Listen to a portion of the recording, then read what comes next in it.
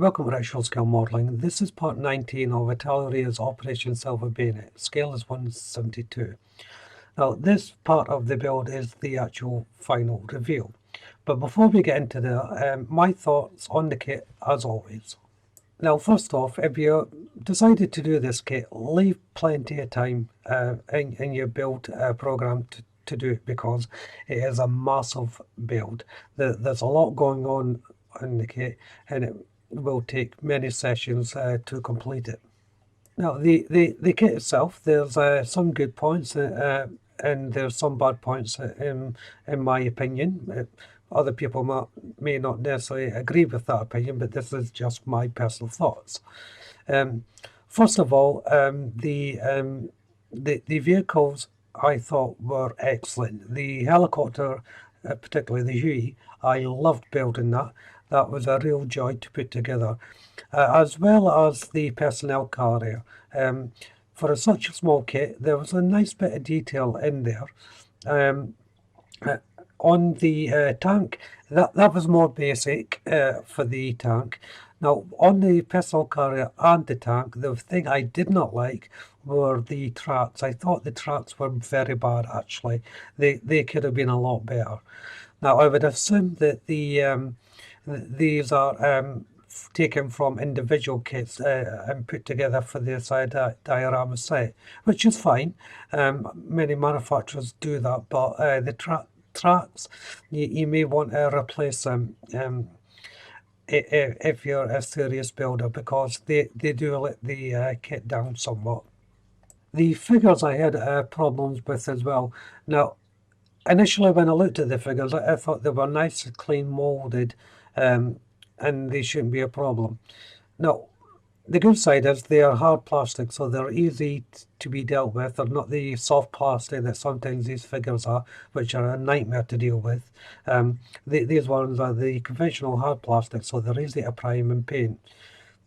Where the figures are let down is the mould themselves. There's too many seam lines in them, and they're very difficult to get rid of. When I put the figures underneath the magnifying glass to paint, then all these little imperfections came out. Now, I know they're only a 1/72, and you would expect a bit of lack of detail, but a lot of these figures, and not just for this kit, and other manufacturers as well, they tend to be let down by the connection points between the arm and the weapon. You end up just having one big lump of plastic there, and they don't look right, and that can be off-putting. But it's the seam lines, because the nature of the soldier that you're painting, if it's going into a camouflage area or a webbing area, it's difficult to sand those areas down to get rid of the seam lines. And on the face as well, a lot of them had a seam line right down the center of the face, so it was difficult to resculpt that to get rid of them. And it sort of shows up more when you're painting it. It's unfortunate, but that's just how it is, I suppose. What I did like about the figures, though, that there was 100 of them, and two, that they had many different types of poses on the figure, so you weren't stuck with just one static figure for the whole display.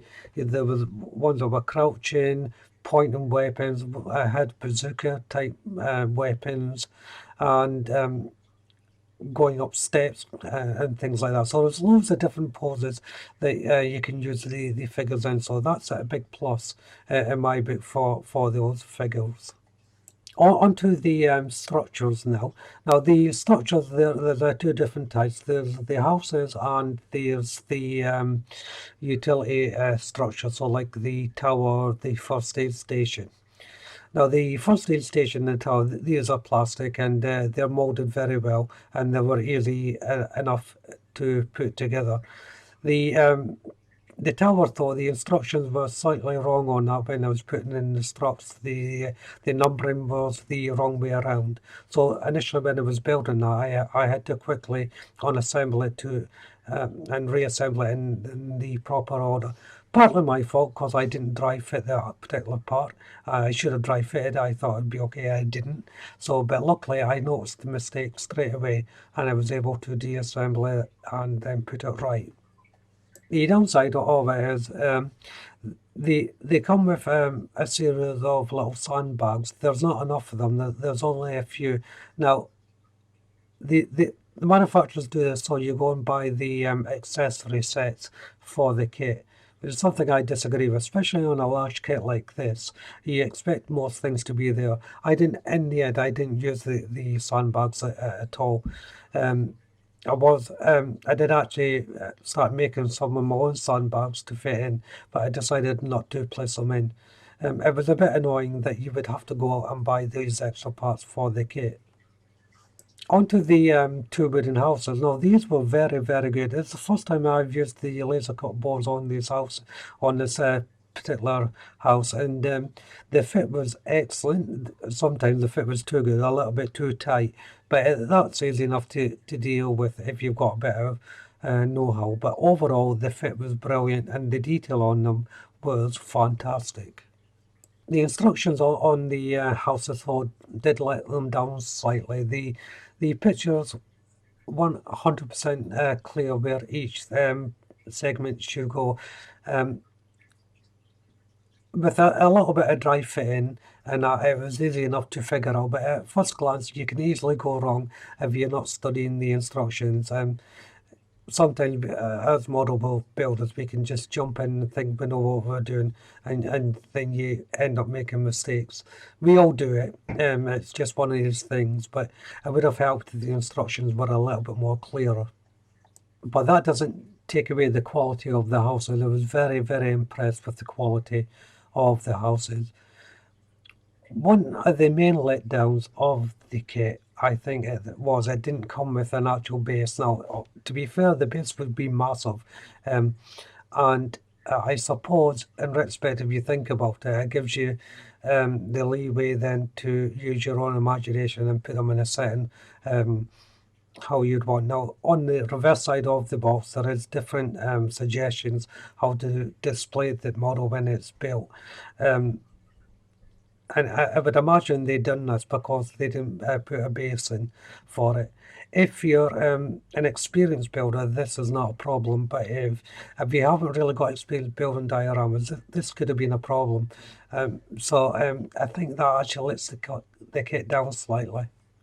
But saying that, this is only just a little pet grudge for me. Other people may have different views on that particular area. Overall, I think the kit is very good. I would recommend this kit to most skill builders, even if you've not built a diorama before, simply because the parts do go together very well. Now, people may say this is a high skilled level build because the amount of parts, and there is some truth in that, but you shouldn't be put off just with the amount of parts like it's a high skill level. You can, I've gone through this before, you can have a multi-part kit that's got hundreds of little parts in it and be classed as a high skill, but they can go together so easily. It doesn't take that much skill to put them together. It's just called the number of parts in the particular kit, and this one would come under that category. Where the skill level comes in is actually building the diorama, but that's more free flowing for the builder anyway, and you always do what you feel is right at the time. So as I said, overall, I would recommend this kit for everyone, beginners and experienced builders alike.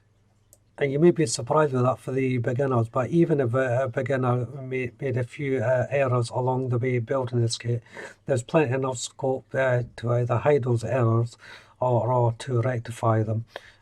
It's a good kit for a diorama. So if you've never built a diorama before, this could be a very good starting point. So all that's left now is the actual final reveal. This video is quite long. I mean, the whole build is a massive build.